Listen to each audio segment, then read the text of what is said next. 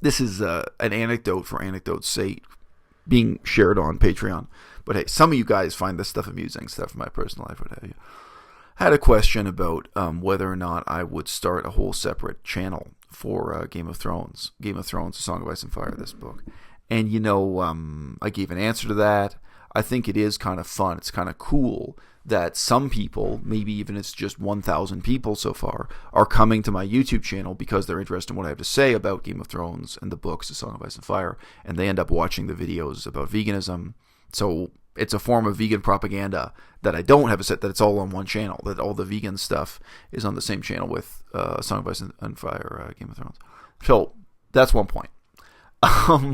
But then I started joking around about trying to date game fans, the Game of Thrones fan community, trying to date within that circle instead of dating within the vegans, with the digital vegan demi-monde, as we like to say around here.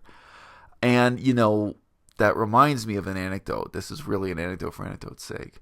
But there was a young woman here at the school. I say young, I think she was like 27. I mean, we're all middle-aged people at this school. A few memorable exceptions. But anyway, she's a woman younger than myself. And I was interested in her. And she was interested in Game of Thrones.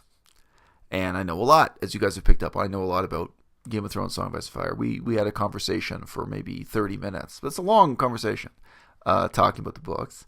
And I was also interested in having her come on my YouTube channel. Sit down in front of the camera and talk about Game of Thrones and so on and so forth. So I'll tell you a little bit about this woman just to fill in the anecdote. So I was very attracted to this young woman. She was smart. She seemed hardworking. If she's not hardworking, she created the illusion that she was hardworking. She had different redeeming qualities of this kind that I appreciate. Smart, hardworking, but very emotionally overwrought. And I don't know if that's just because of the time of her life when I met her, because she had some things going on, or if she's like that all the time. I just don't know. So, to give you an example, one day I left the school, and out of this school you have to go down, cross the road, go up another side street. It's a sort of 15-minute walk. She was kind of having a bad day. I had to go run an errand in that neighborhood anyway, but I made this walk. I bought her a cup of coffee from a gourmet coffee shop, and I brought it back for her and gave it to her. I didn't, it was no big deal. It's a nice thing to do for another human being. And she was so moved that I did this for her. I had to go to that neighborhood anyway and come back. I had to make the errand. So it's really not that big a deal. I took an extra 5 minutes to get a cup of coffee for her, which I knew she wanted or knew she would appreciate. She thanked me profusely, and she actually briefly wept. She had tears in her eyes. She was so moved that I bought this cup of coffee. And I said to her, "Look, come on. This is not." And I don't think she had a crush on me. I really don't. It wasn't that there was no other emotional. She's that kind of woman. So they're out there. They exist where she's really that emotional overwrought. And by the way, she also is a political science major. So there are a couple of different ways. Maybe her major was government instead of political science, but one of those her university area of expertise was basically political science. So we had a lot of things in common. I was interested. Oh Christ, what the fuck? I'm now blanking on the next part of this anecdote. What the hell was the point of the anecdote? Is the point of the anecdote just that I dodged a bullet by not getting involved? Oh right, I remember now. Right, veganism. How veganism slipped my mind. Was the point of this anecdote just that I dodged a bullet by not getting into a relationship with this woman who was involved in politics and intelligent and hardworking, but obviously emotionally a basket case? Was that the point of the story? No. It slipped my mind. I forgot that I'm vegan for half a second there. So, I think the real barrier with her. So you may ask, well, look, obviously this is the world's greatest relationship, aside from the fact that it would have been a complete disaster. Obviously. Why didn't you guys hit it off? Well, there was one evening when she and I, talked, and she seemed really interested in me. I don't drink alcohol, but we were out at, I guess you would call it a bar or coffee, that kind of place. And, she and I were talking, and, she seemed, mean, she seems passionate about everything, but she seemed very, very much interested in someone. But she was one of these people who was eating meat on doctor's orders. She had been involved with veganism. She had been a vegetarian and already involved with some vegan activism. So obviously teetering on the edge of that. And what do you know? She had an unrelated health problem. She was diagnosed, in fact, with diabetes, to keep it all the way real. And her doctor basically told her, you should go back to eating meat. Now, I think not everyone, I mean, some people, they're diagnosed with diabetes, they don't really care, doesn't mean that much to them, doesn't matter. But she was really shocked by the diagnosis. You could see that. And I don't even know, I don't know if the rest of her emotional behavior during that time, I don't know if it was a result of that diagnosis. If she was just so shocked, she was so shaken to her core.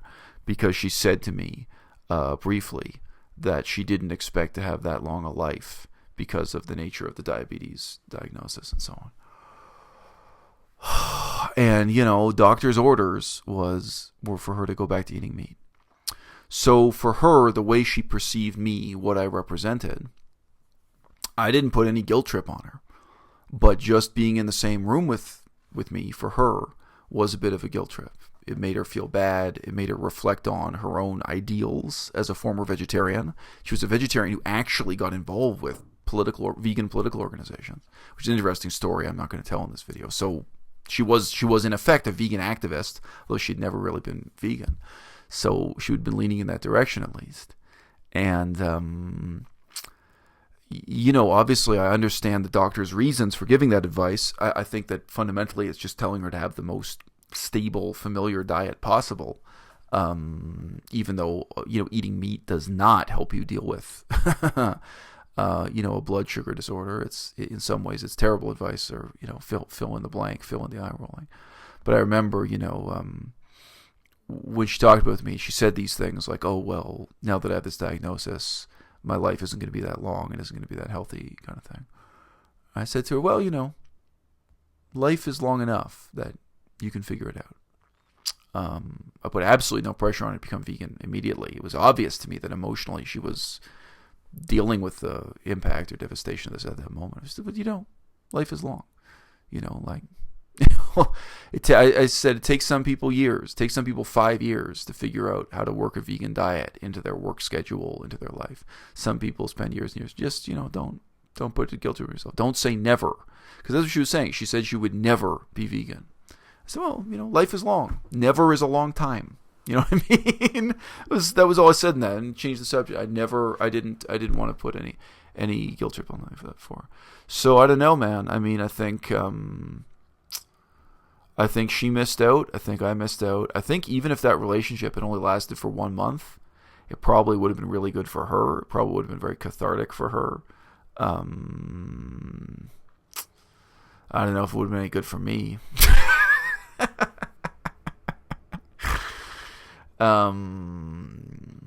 But it's sad. As life goes on, if you guys stay involved with vegan politics, vegan activism, you're going to meet those people. You're going to meet those people who are eating meat on doctor's orders.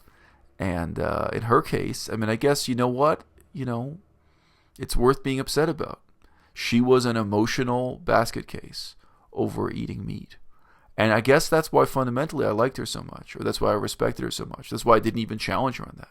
It's like I can see she knows enough to be upset and horrified by the fact that she's eating meat.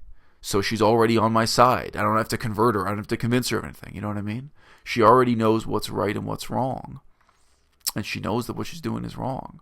So I don't have any conflict with her, even though she's eating meat on a daily basis. But on the other hand, just to keep it all the way real, so she was obviously diagnosed with some very severe form of diabetes. We all know, even if you're just a little bit diabetic, but apparently she's all the way diabetic. If you're just a little bit diabetic, you should never touch alcohol again. And she wasn't just drinking alcohol in front of me. She was drinking gin and tonics. Worst possible thing you can be drinking as a diabetic, as a diagnosed diabetic. You should never drink alcohol at all again in your life. You should never drink soda pop. You should never drink tonic water again in your life if you're diagnosed diabetic. So what are your priorities? Your doctor told you to go back to eating meat, but your doctor didn't tell you to give up the gin and tonics? I don't know. You're actually playing with your life. You're actually gambling with getting your legs amputated, drinking alcohol. But again, I guess emotionally she felt she needed it. But you ain't going to make it a priority to figure out how to live your life without, paying someone to slit the throat of a cow every day. But I'll never know.